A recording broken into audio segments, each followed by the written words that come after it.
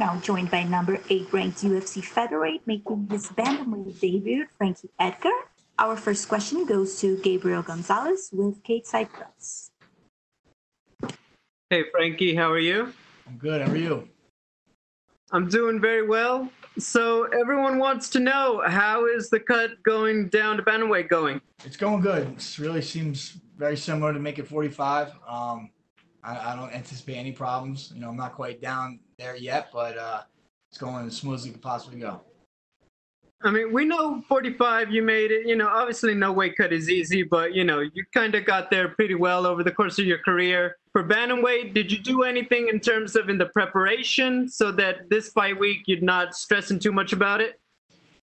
I just started out a little bit sooner than I normally do. I used the UFC PI, Clint from the Fleet PI, and everybody out there helped me out, put a good nutrition plan for me.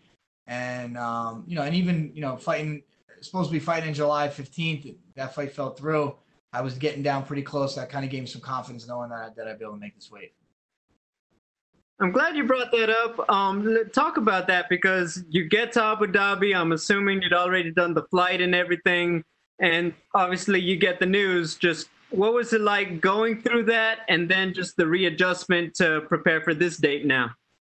Well, I didn't quite get to Abu Dhabi. We had to come to Vegas, take a test, quarantine for 24 before we head out to Abu Dhabi. So that's when I found the news that Pedro tested positive. So I went home from there. I took a week off, gained some weight, and got the fight rebooked, I believe, a couple days later, and then just refocused and got back on track. I feel like there was a rumor. Was there ever any talk of Aljamain Sterling stepping in to fight you, or was that just the internet going a little crazy?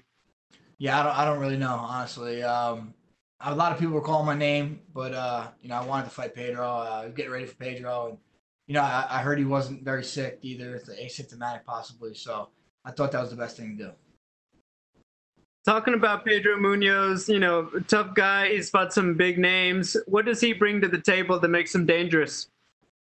He's got heavy hands. He's got a great chin, hard to take down, and a superb submission game. So he's really well rounded. He's not an easy opponent. And, being number 5 is the perfect guy I want to fight. Going down to bantamweight, you're obviously a very big name, and really the division hasn't been this good in quite a while in a lot of people's opinion. You've got a big 3, Petr Yan, Aljo, Marlon, who you've trained with. Just first on the big 3, how do you see that playing out? Who's going to come out on top with those guys? Yeah, I mean, I'm obviously biased to Marlon. He's a good friend of mine, and I think I know what he's capable of, and I think he's one of the best guys in the world. And Aljamain's been on a tear, and Yan looked very impressive against Aldo. So it's going to be interesting to see how everything pans out, and I'm excited to see how I fit in all this. Yeah, final one for me. We do know that, they're kind of very established already in the weight class, but a big win for you here. Do you feel like this is you're on the short list if you could get a win on Saturday to maybe slide into the title picture already? I don't know. I just got to worry about winning my fight Saturday. Winning has a way of taking care of things, and if I go do that, anything's possible. What I've done in my career, I'm always knocking on the door. I'm always have opportunities presented to me, and if it does come up, of course I jump at it. Thank you, Frankie. Thanks. Our next question is from Damon Martin with MMA Fighting. Frankie, I feel like we've talked about bantamweight now for about 2 years, talking about this move, and here we go. What has it been like, kind of waiting for this? You were going to do it last year, then that Korean Zombie fight popped up, you took it, you did what you did, and then you had the delays and the pandemic and all these different things. Like, it felt like kind of forever since you've actually said, I'm moving to bantamweight, and now here's the debut.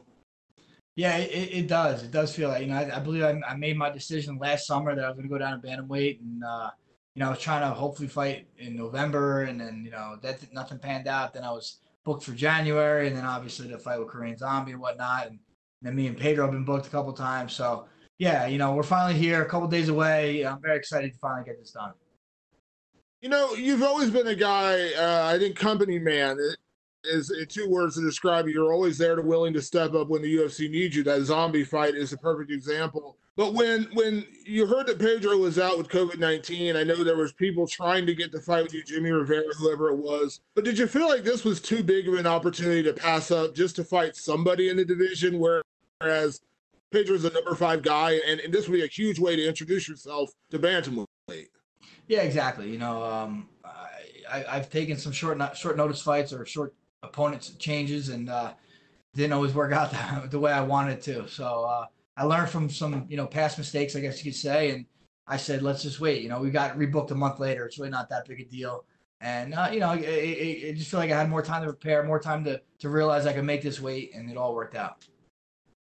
I know your focus is only on Pedro Munhoz, but I got to ask you, you're jumping into a division where you have a lot of friends at bantamweight. You train with Cody Garbrandt. I know he's going to fight for flyweight, but he's talked about doing both divisions. You mentioned Marlon. I know he's down at ATT, but you're still very close, very good friends with him. Aljo, I know you don't really train with him, but he comes from that same Renzo Gracie family.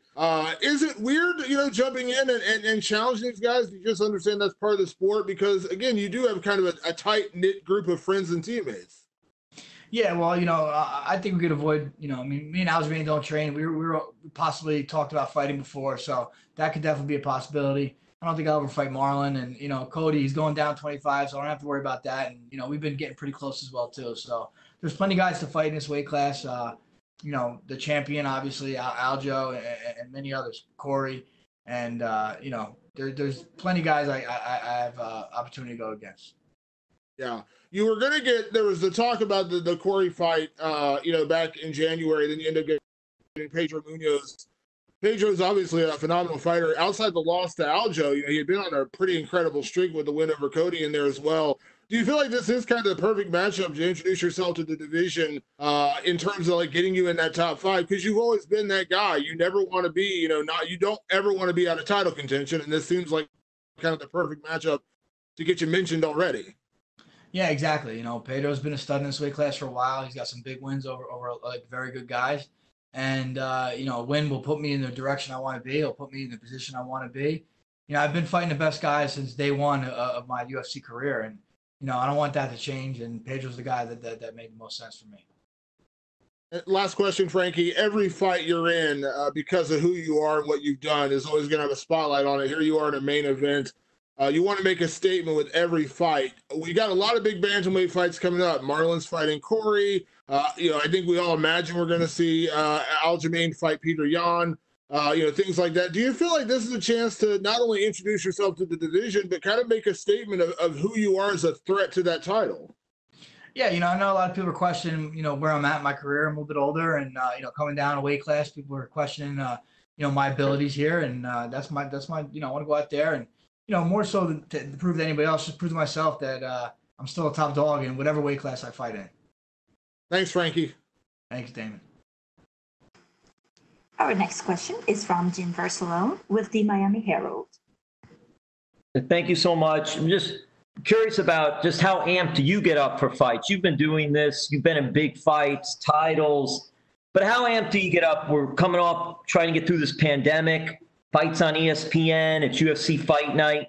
What can you tell us a little bit about that and main eventing this against Pedro? Yeah, I'm just fortunate that I have the chance to do my craft. A lot of people can't even, work right now because of this pandemic, and a lot of people are dealing with adversity, and, go out there and I could do something I love. It's definitely gets me excited. And, just to fight period, but not only fight period, but fight for a main event, fight a top guy in this new division. It just makes everything that much more, worth it.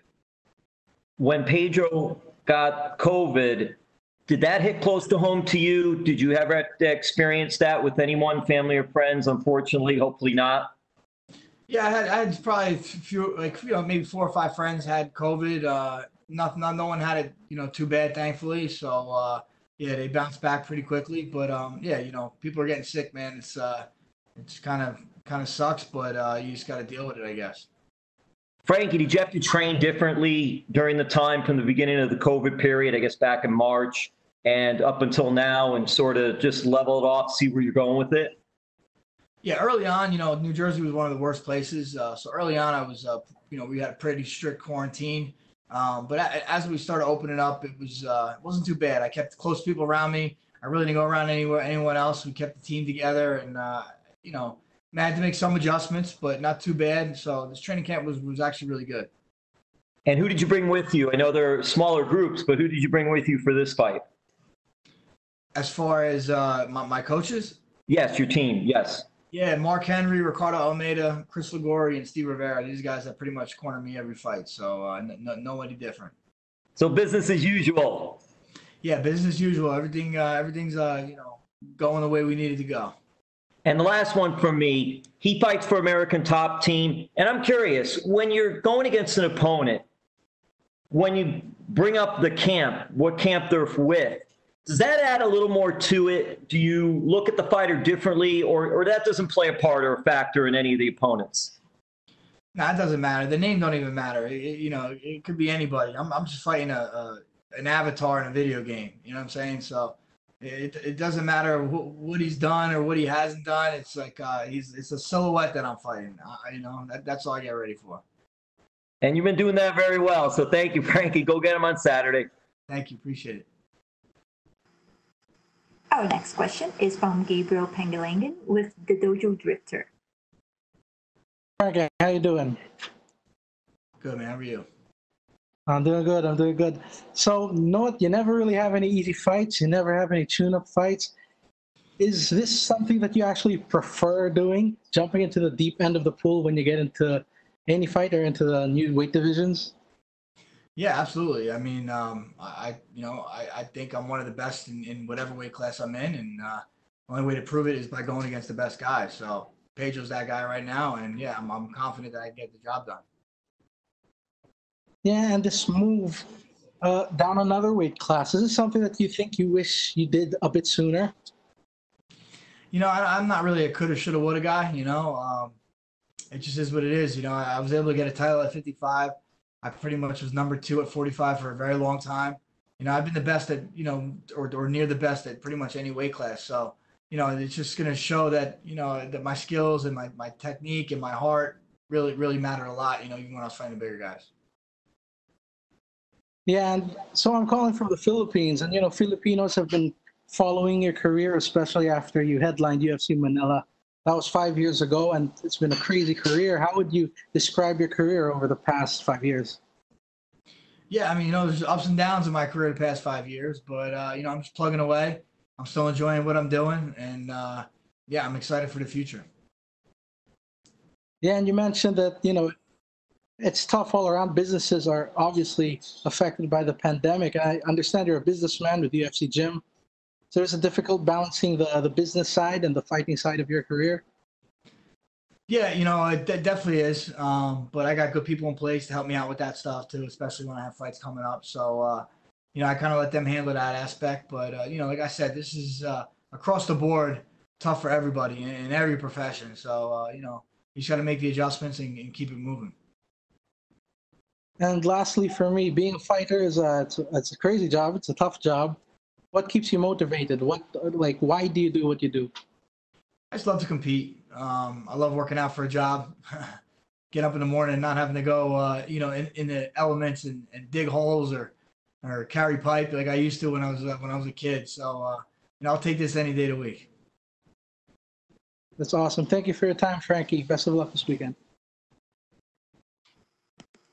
Our next question is from Rodney James Edgar. You have been unmuted. Hey, what's up, man? It's your cousin. How you doing?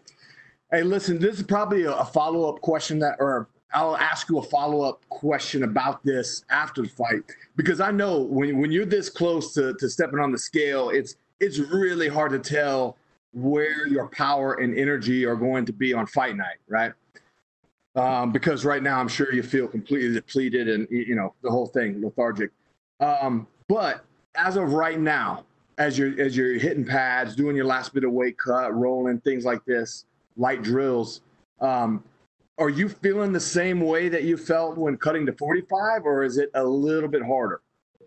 I mean, I'll be 100% honest. I feel pretty much the same as I did going down to 45. I got my weight down early enough where I'm not stressing, and I really don't think it's going to be a struggle. Honestly, it's going to be very comparable to when I went down to 45. And I've been still getting 2 workouts a day. still, doing my normal routine. Tonight I'm gonna go, probably get a good 5 rounds of work with Coach Mark, and again, just things is pretty much the same, honestly. Cool. And you mentioned earlier you've got the UFC PI adjacent to the UFC Apex, which I don't know if you've had a chance to go there yet. A lot of people in your circle have, or have fought there. So what do you think? Like, what do you think about the buzz around the Apex? Yeah, man. It's going to be a little different, fighting in front of nobody. But it's, the UFC did a great job with this. You got hats off to everybody that works for the UFC. They're pretty much making this a seamless transition for us fighters, making sure we're safe. And, thank God they could do this, man, because I'm sure you guys want to watch fights. I know we want to compete, and I'm just fortunate they're able to do that. And you know something, they're doing the same thing for us in the media, and I told Dana White as much. So actually, thank you for mentioning that. You're the first person to say that. They're going above and beyond with their measures. I want to address the elephant in the room, though. You went a long time in your career without ever being finished, and I have to imagine that at some point that mentally it almost makes you feel like it's not even possible. I certainly feel that way, like it's impossible to finish me. But listen, what was the experience like with the Brian Ortega KO? And I don't just mean in the immediate aftermath. I mean in the days that follow. What is the mental and physical repercussions that you go through after that first one? Physically, I was fine after that fight. Honestly, I've been rocked, probably worse in other fights. But he did a good job of capitalizing on it and making the referee stop it. But mentally, it's tough, man. I don't take losses very well, especially knockout losses, I guess. But I don't know if they sting any less. A loss is a loss. And it's just something you have to get over. I think, in the long run, it makes you stronger, makes you have more mental fortitude, I'm not one to just, get down and not get back up. So I'll always get back up, and that's the most important thing. Right. And I think for you, you've been pretty vocal about this in the past. I think the losses that sting the worst are those decisions that you feel, and that a lot of people feel that you should have won, which would have really changed the story of your legacy completely, unfortunately. Yeah, those razor thin ones are tough, but I mean, I'm not the only guy that has been subject to bad judging, or at least I think so. So, it kind of goes across the board in this sport, unfortunately. And again, it's like another thing he's got to learn from. It's life ain't easy, and you're gonna get thrown a lot of shit you don't want to deal with, or a lot of shit you don't like, but you can't stay down. You just got to keep moving forward. Great attitude. Frankie, I got one more question for you. You mentioned earlier about New Jersey being, one of the places, and of course, New York City was declared ground zero for COVID. But if we turn on the news, especially, like a month or so ago, there is so much craziness going on in the streets, especially in New York City, and New Jersey got pretty crazy. I'm just wondering, what's it look like out there where you're at? Honestly, where I'm at, man, I'm on the Jersey Shore. Everything's peachy keen by us, Bob. I don't get involved too much in that craziness, and I just make sure my family's safe, and I'm worrying about my duties as a family man and as a fighter, and that's it. All right, thank you, Mr. Edgar. We will see both of y'all gentlemen this Saturday, and thank you for your time. Thank you. Our last question is from Augusto Niesque with Somos MMA. Hi, Frankie. How are you? How are you doing? Good, man. You? Fine, thank you.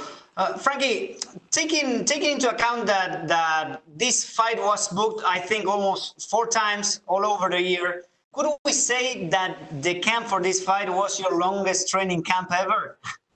It definitely feels like it. Started, supposed to fight a month ago, so it pretty much add 5 weeks to 8 weeks. What was that, 13? I'm not good at math. So yeah, 13 weeks. I have done 12 weeks in the past, but yeah, this is definitely the longest camp, and I'm excited. I'm excited to finally, put all this work, to play on Saturday. And did all this rescheduling affect your preparation? No, it didn't. I mean, the hiccups kind of sucked. My weight was pretty close in July, but I went home, took a week off, let my body rest, and gained a bunch of weight, and And then, once we're back to it, I got squared away. I got, I got pretty much refocused. And it was, to me, it's a blessing in disguise. I was able to prepare more, kind of fine-tune things. Like I said, I was able to know that I could get close to the weight class without really feeling too depleted. Okay, and Frankie, taking into account your experience and considering the COVID-19 context, how are you adapting to all these new things in this fight week? Yeah, I mean, adapting like we're all in the same boat, right? So I got to do it. My opponent's got to do it. Everybody in the card's got to do it. So I'm just rolling with the punches. I'm not letting anything really affect me. It's new. It kind of makes fight week a little more refreshing, I guess, in a sense, because I've never done it this way. I've been fighting for a long time. Shit can get kind of redundant, but this is all new to me. So I'm looking at it that way. And which kind of fight do you imagine for Saturday? Did you change anything from your last fights? I mean, I just always try to improve my skills. I'm going to go out there. I'm going to push the pace hard. Training went well. My conditioning feels great. So I'm just going to be a typical Frankie Edgar fight. I'm going to get in his face and push it from bell to bell. Okay, and my last one. What's your analysis of the bantamweight division? What do you bring to the division, and how do you think you could place yourself in there? Yeah, I think this division is the hottest division right now. A lot of great young kids, a lot of great former champions and whatnot. And I think I could compete in any weight class that I choose to. And I'm in bantamweight right now, and I'm gonna go make some noise on Saturday and put myself right in the mix. Great, Frankie. Thank you very much, and good luck on Saturday. That's all we have for you today, Frankie. Thank you.